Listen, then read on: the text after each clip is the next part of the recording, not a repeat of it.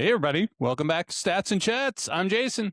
And I'm Bella. This week, we'll be bringing you F1, flag football, basketball, and baseball. And side quests. Stop. So bing, bang, boom, let's get started.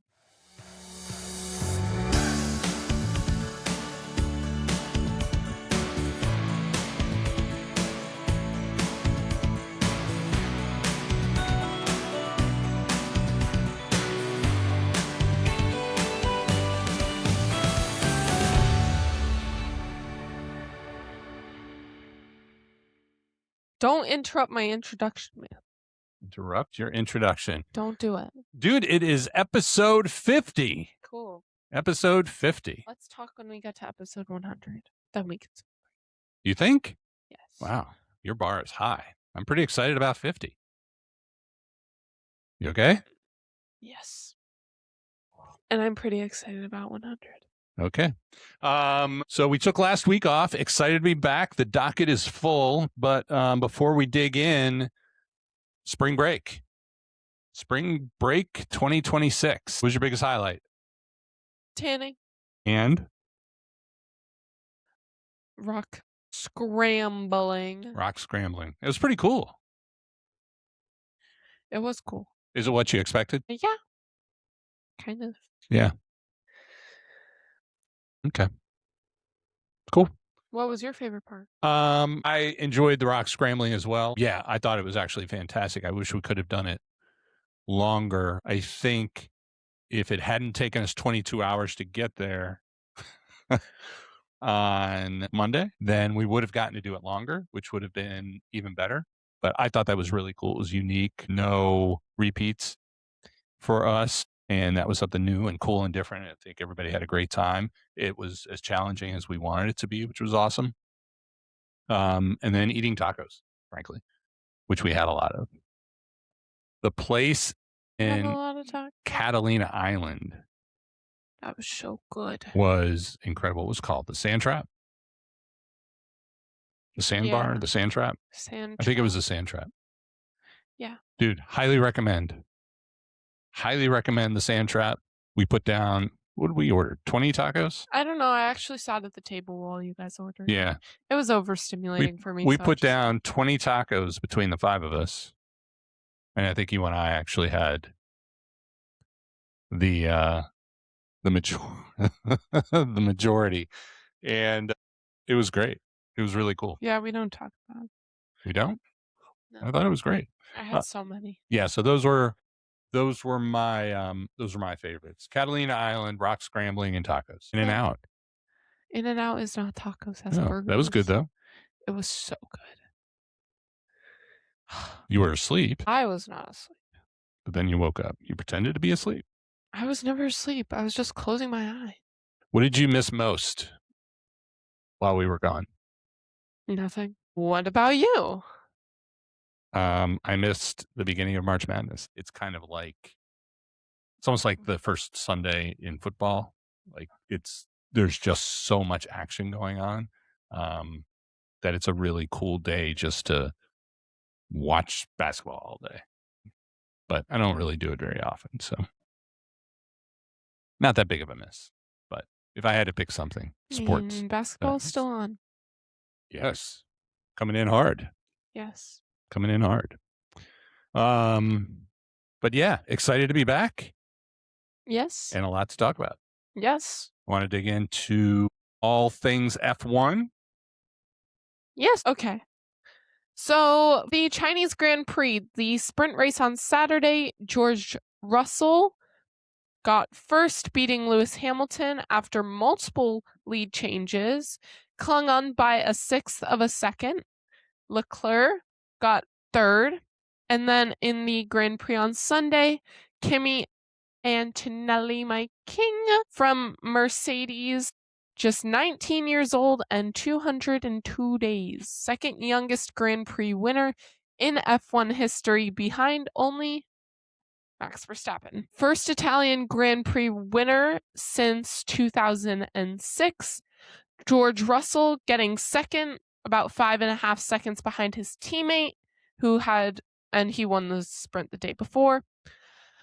Lewis Hamilton got third from Ferrari. First Grand Prix podium in red for Ferrari. His teammate right behind him, getting 4th, had a fierce battle with Hamilton through laps 23 through 27, swapped for P3 3 different times. 5th was Ollie Bierman, who had a second strong result after the first race. Ahead of the reigning champion in standings, McLaren did not start either one of their cars. Lando Norris's car would not start in the garage, and Oscar's was wheeled off the grid before the formation lap. Both had separate electrical power unit failures. This is the first time both McLarens did not start since the 2005 US Grand Prix. Piastri's second straight not starting, so not very good for them. But it's okay because Kimi won. The Hamilton launched from P3 to the lead at lights out. Antonelli retook the lead by lap 2 on the back straight. There was a virtual safety car on lap 11. Mercedes pitted both cars. Ferrari stayed out. Antonelli survived late lockup at 14 hairpin with 4 laps left. Same virtual safety car strategy that cost Ferrari in Melbourne. So you would think they would have learned now. Right. So Kimi. Yeah. Kimi. Is he talent or is it just the car? Tell me your opinion. What do you think? Talent. Okay. Because, okay, obviously Mercedes has a good car. Both their drivers have gotten top 2 in both races. Obviously they have a good car. But Kimi is the second youngest race winner ever. He skipped F3. I don't know if you know this. He skipped F3. And in F4, he won 22 out of 36 of his races. He's already beaten his teammate, who has way more experience than him. And obviously, he's Mercedes' #1 driver. George, not Kimi. He's Mercedes' #1 driver. So, kind of shows that he's already beating him. Yeah. When Russell technically has like priority. Yeah. You know? Yeah. Yep. Yeah. I think it's both. Well, yeah. Obviously. I think it's both, but no question, Antonelli's the real deal. He has overcome mistakes over the first 2 races to finish in the top 2, second and then first. And that, to me, tells me that he is a generational talent, right? I mean, Toto really bet his reputation to bring up this young gun when nobody thought he was ready to take the legend, the GOAT's spot. So they went from, we talked about it a couple of weeks ago. They went from the biggest crisis Mercedes has ever had into all of a sudden looking like geniuses in some ways because of the success that he's had. But at the same time, you cannot deny that U17 is the fastest car on the grid right now. The starts go to Ferrari, but overall fastest car, as projected, even after last season, is the Mercedes car. So I think it's both, and I think it's really exciting for Mercedes and for Kimi. Cool beans, bro. What do you think's going on with Ferrari?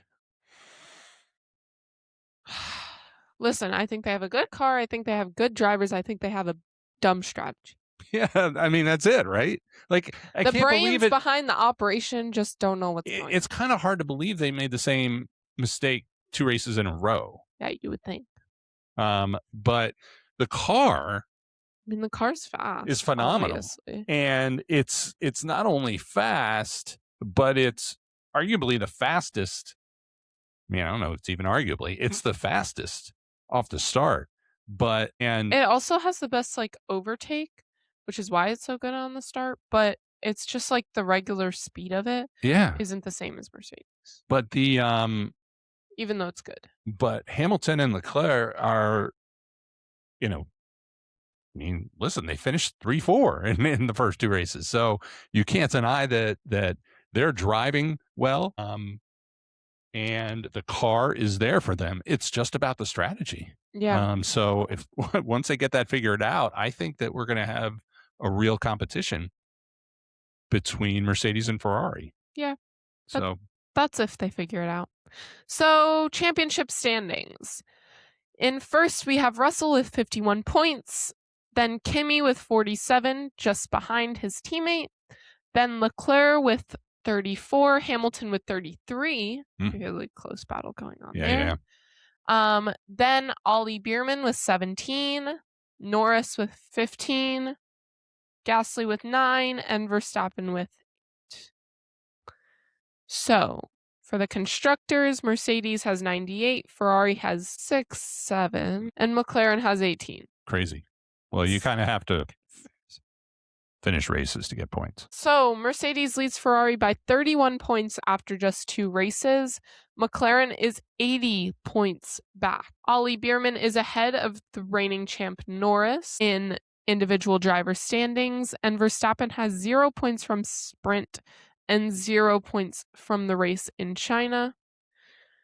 So, this is the first time that George Russell has ever led the Drivers' Championship. Russell leads Antonelli by just 4 points, showing a little battle already happening. So, which one do you see blinking first? Yeah, I mean,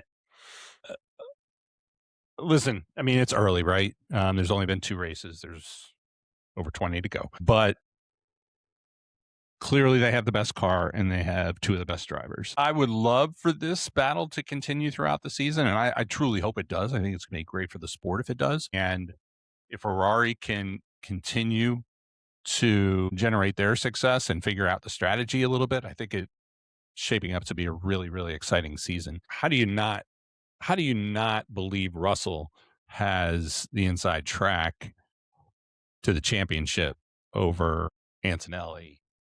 If for no other reason than experience. I mean, he's 27 years old. He's entering his prime. He's got the experience. He's improved every year for the last 3 years. Mercedes really built the car around Russell's feedback in a lot of ways. So he knows the car knows him, right? It's set up for him to win in a lot of ways. I think the confidence that he has really grew exponentially in some ways when Lewis left, because it forced him to either step up or in some ways get overtaken, right? Or step out. So I think... You know what this reminds me of? What does it remind me of? Okay. It's a phrase, but I can't say the phrase. So I'm going to say the phrase that they use in the Dance Moms episode. Okay. And you'll get Didn't see that one coming. Okay. In the Dance Moms episode, the episode was called Kiss or Get Off the Pot. Okay. Yeah. Well, and that's true. That's exactly right. Yes. That's exactly right. So you can figure out. And I think, he's doing the former. Yes. So anyway, I think, like we just talked about, Antonelli is a generational talent. I think he's going to win plenty of drivers' championships, but not this year. And I don't think it's because he's going to blink. I think it's because Russell is simply more equipped to win this year, which is why I picked him to start the year. Yeah. What do you think? I agree. Yeah. Took the words right out of my mouth. Sweet. Look at that.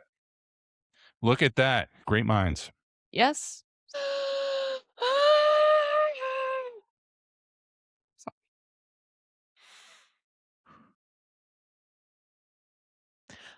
Okay, so Japanese Grand Prix preview. It's the 3rd race out of 24 and the last race before a 5-week gap due to 2 races being canceled because of a war.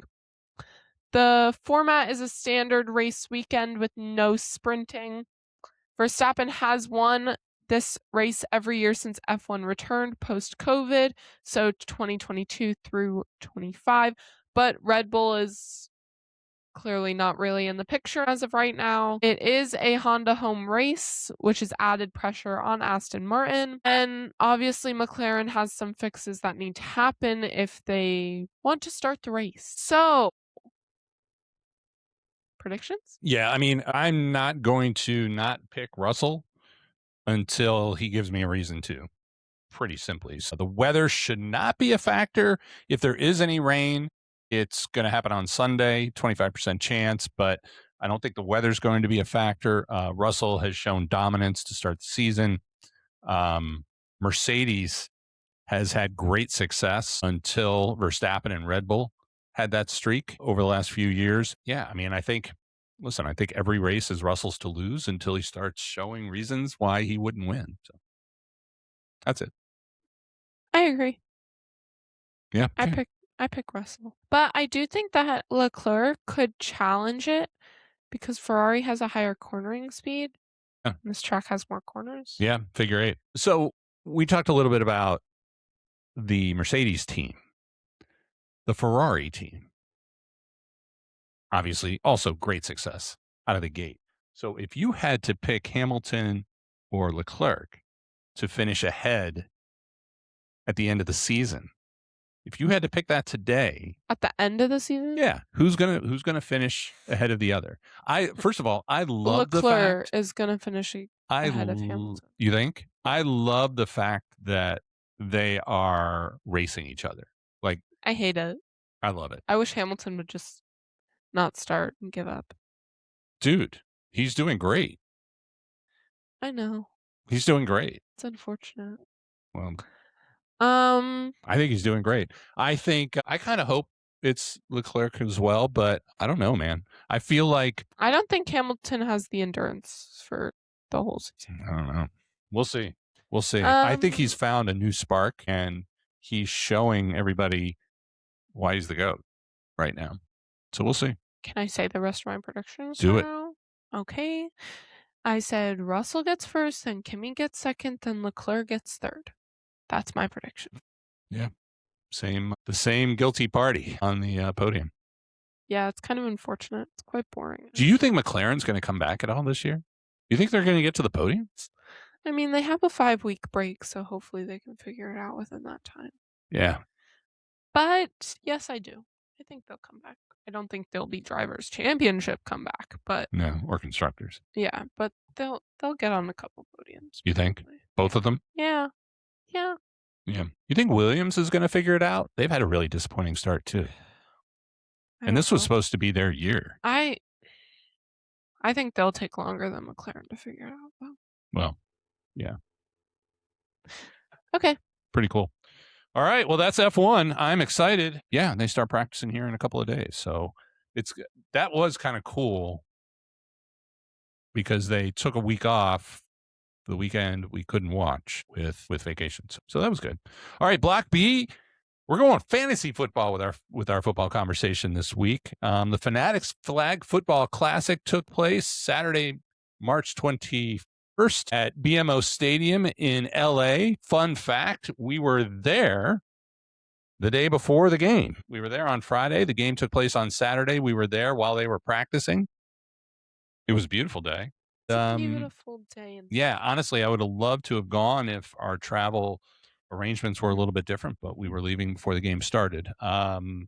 So it was a round robin tournament. There were 3 teams of 12. It was modified Olympic style 5-on-5 rules, 2 15-minute halves with a running clock. Honorary commissioners included Drew Brees and Larry Fitzgerald. The founders team included Tom Brady, Jalen Hurts as captains, Peyton Manning as head coach.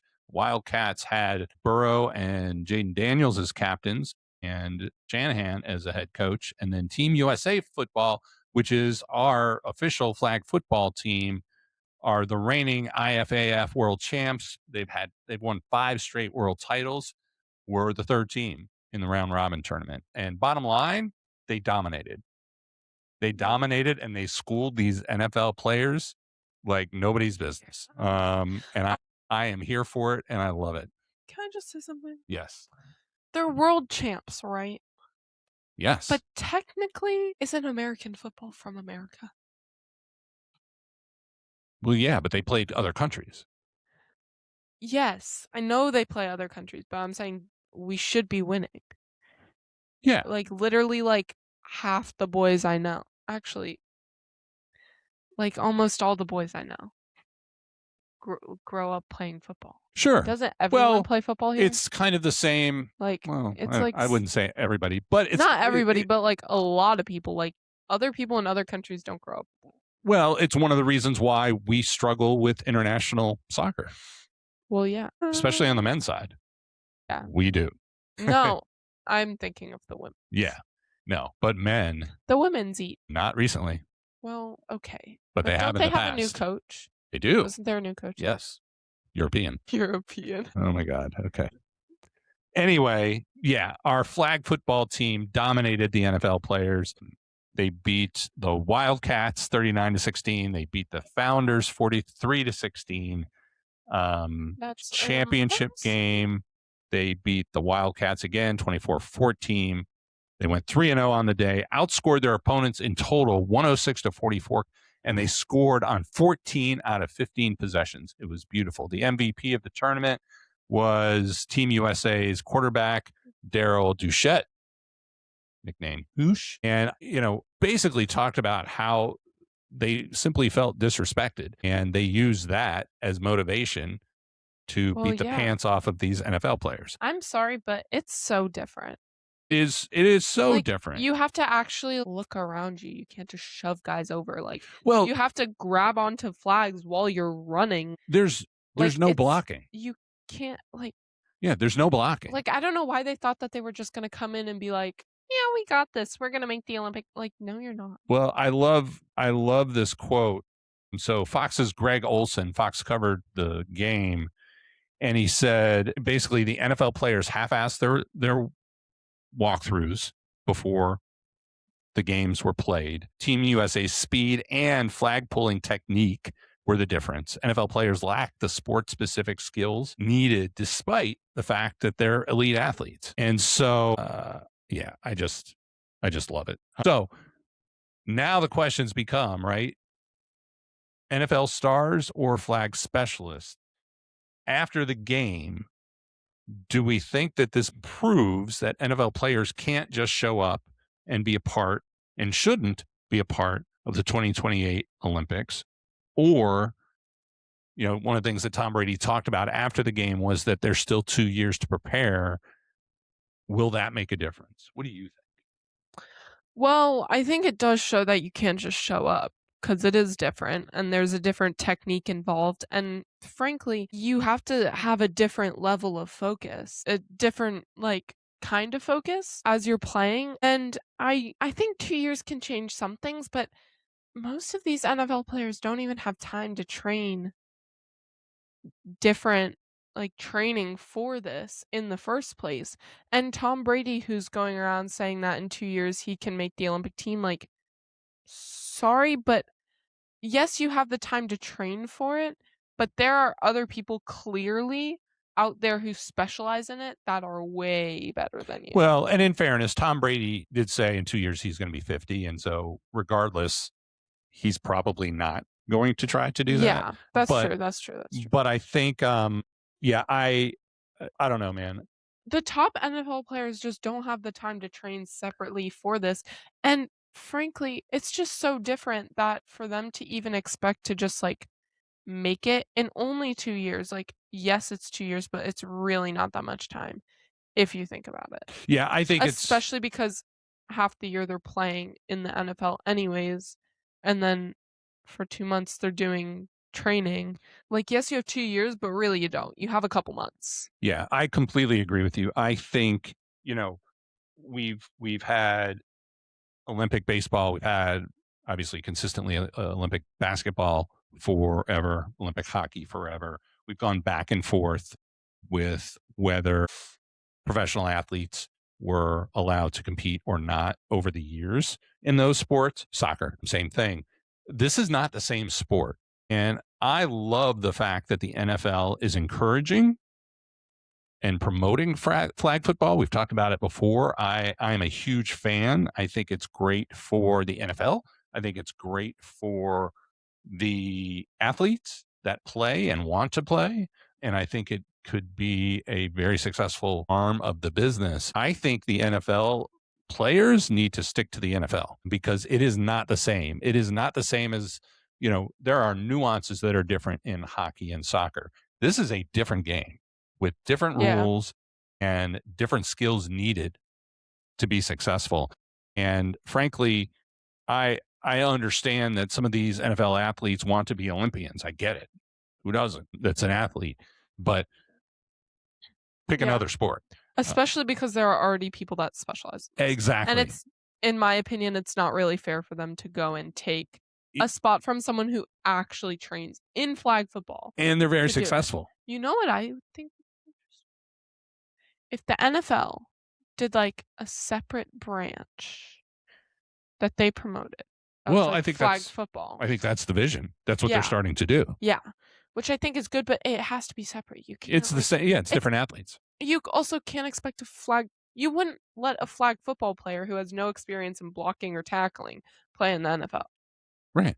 Yeah. So you can't allow someone who has no experience in pulling flags and not tackling to go and play for the Olympics.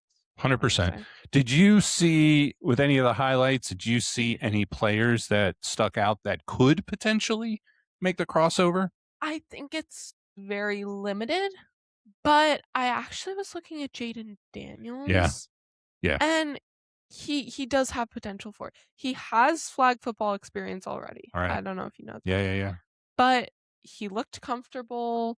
He had a touchdown pass. He was able to kind of evade some rushers. Yep. He looked good, better than I would have expected. And if I'm being honest, he's one of not many people that I would say could do it. Yeah, I agree with you. But again, you have to train differently. Like, you have to put the time and effort into still getting better at that. You can't just like, oh, I'm okay. I'm gonna, you know what I'm saying? No, I agree with you. I think he showed that he has those skills. Yeah. The only other one that stuck out to me that's realistic is Odell Beckham Jr., OBJ. Because it's all about route running for him, right? Wide receiver. And so no contact actually plays to his strengths as a wide receiver. And so he had speed, he had separation, he had great hands, made a great touchdown catch. So we'll see. Big picture, flag football makes its debut at the LA 2028 Olympics. That's where that stadium is where the games are going to be held, which is pretty cool. Obviously, they played flag football in the Pro Bowl, which nobody watches. And I don't know, just how similar that game is actually played or how intense the game is played. In the Pro Bowl this last year, the NFC beat the AFC 66-52. So clearly not much defense going on. Yeah, I mean, they don't really know how to and play the defense NFC without. And so they've played for the last 4 years. The NFC has won every year. World Championships are actually coming up in August, the 13th through the 16th. 32 nations are competing. So I think that will be telling to see where we go. But yeah, I don't know. For me, as of today, I say NFL players, maybe a couple could raise their hands and be a part of it. But I want to see and get to know and shoot for these flag football players that have been very successful. So that's it. We'll see. But good stuff in the NFL offseason. Yeah. Still get to talk about football. March Madness started. And obviously we focus a lot on football and F1, but man, I mean, it's March Madness, right? So men's tournament kicked off. We are down to the Sweet 16 already, which start back up Thursday, March 26th and Friday the 27th. The Elite Eight happen over the weekend, and then the Final Four the weekend of April 4th before the championship game on the 6th. The full Sweet 16 field, there are 3 number ones still left, 4 number twos, and only 2 teams ranked higher than number 6. So no real Cinderellas this year. No 12 seed, 14 seeds, 15, 16 seed. Really, most of the teams remaining were the ones that were projected to be there. Big Ten has dominated, though. 6 Big Ten teams in the Sweet 16. Michigan, Michigan State, Illinois, Nebraska, Iowa, and Purdue Headlines, some of the headlines. Number 1, Florida, no repeat. Eliminated by number 9, Iowa, first number 1 seed to fall. Iowa's first Sweet 16 appearance since 1999. So that's been a minute. St. John over Kansas in a buzzer beater. Tennessee ends the last perfect bracket, which is a pretty funny stat. Tennessee defeated Virginia 79-72 on Sunday. The final perfect bracket fell on the 44th game, which is pretty funny. The Volunteers in the Sweet 16 for the 4th straight season. Gonzaga eliminated again. They missed the Sweet 16 for the 2nd straight year after 9 consecutive appearances. And Cameron Boozer from Duke, 19 points, 11 rebounds versus TCU. So he continues to roll along with Duke. Perfect brackets started with 36 million brackets. That's hilarious. There were only 224 perfect after round 1. And after Tennessee beat Virginia, that went to 0. So plenty of brackets busted. All of them busted. Oh my God. With that Tennessee victory. Literally no one. That's insane. No one's left with a perfect one. Out of 36. Perfect ones are hard. After 36, but 36 million? It's hard, man. Like you would There's think always some upsets. You would think one. I wish we would have done it. Next year we got to get back to doing it. I miss it. Okay. I miss it. I'm sorry. Greg let us down. Sorry, Greg. Got to call you out. No, I got an email for it. You got an email? Yeah. Oh, I didn't get an email. Oh, I'm sorry. Guess you're booted. Dude, what happened? And you just didn't fill it out? Well, I actually didn't see it until after the fact. Maybe it went to my spam. Maybe it did. But I got an email, so I don't know about you. Darn it. Okay. You didn't even tell me. Well, I didn't see it until after, so I couldn't have filled it out anyways. Life's too busy. All right. All right. So, Sweet 16 sleeper pick. Who do you have that's not number 1 or number 2 that's going to keep going forward? Okay. So, I picked Texas. Okay. They're ranked 11th. They are the highest ranked left, or the lowest ranked left. They upset BYU and Gonzaga, and I think they've turned their defense around. They only allow an average of 68.3 points per game, and that's an 8-point decrease. That's good. So that's really good. That is really good. Okay. So go Longhorns. Yeah. Okay. Go Longhorns.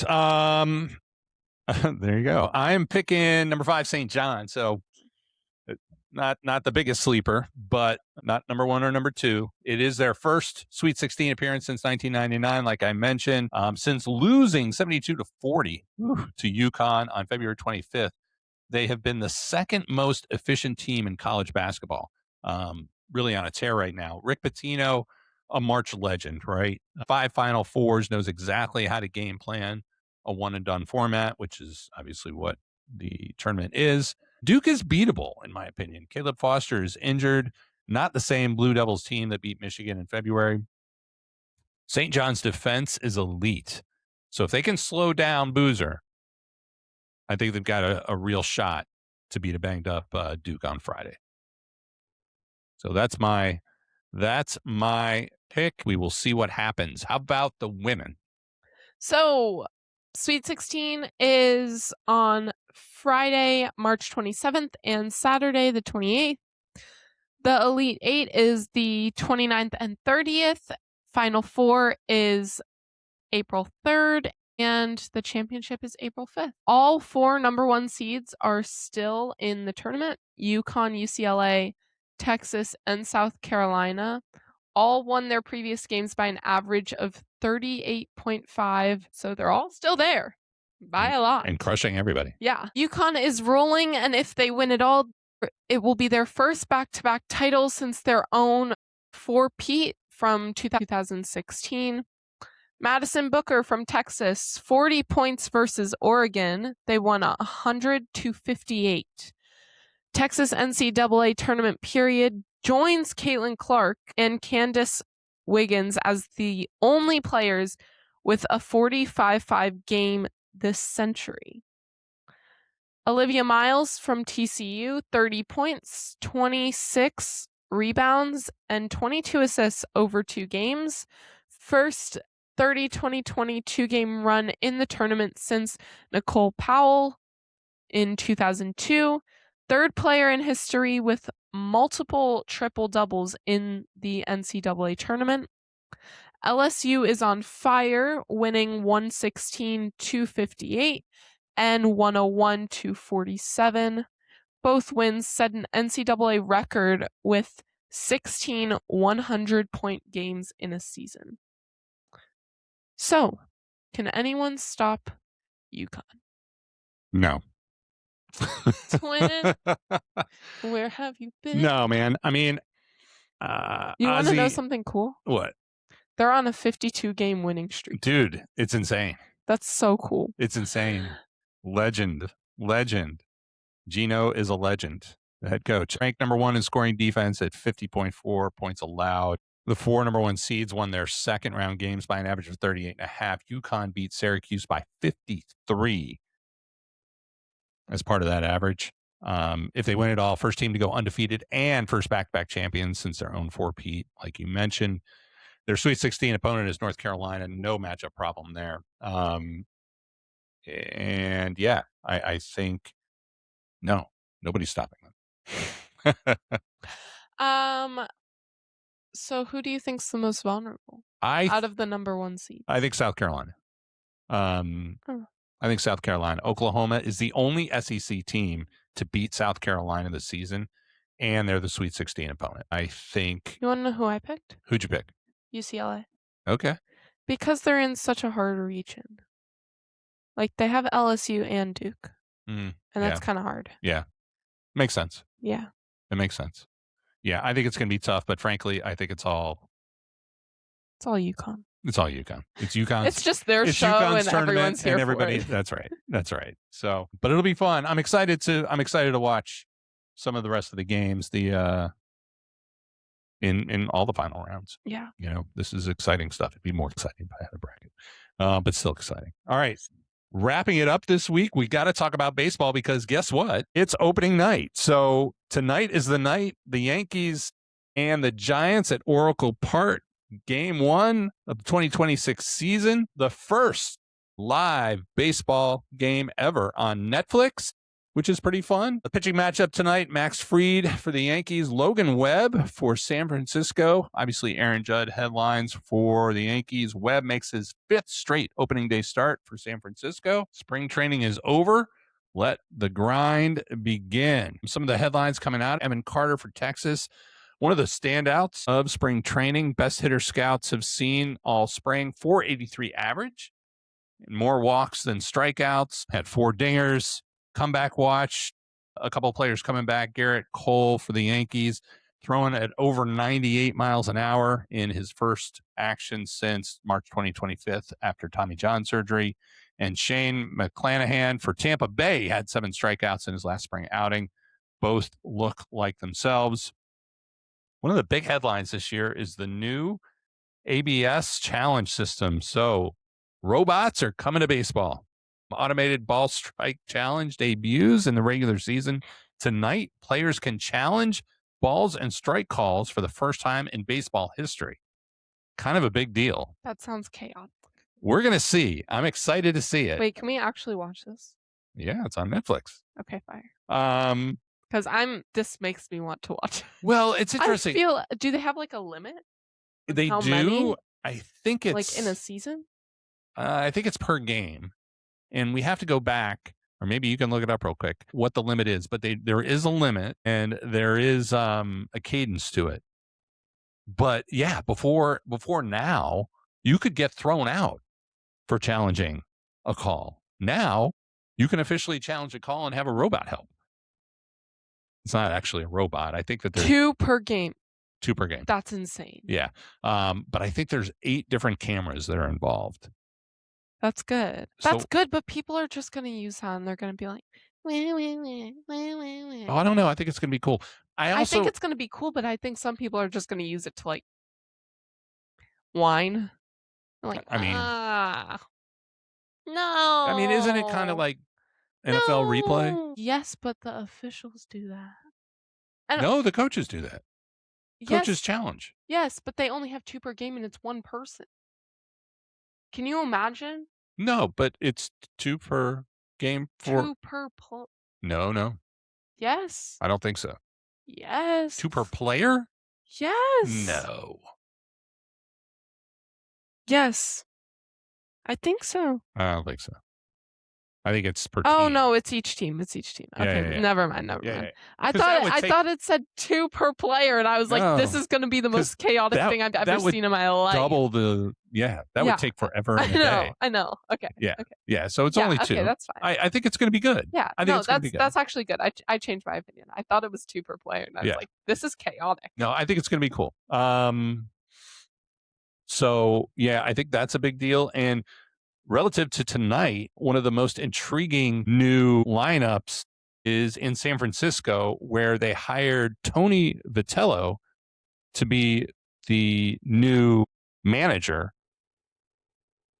He's the first college coach to jump directly to a major league team without prior pro experience. He has no pro experience.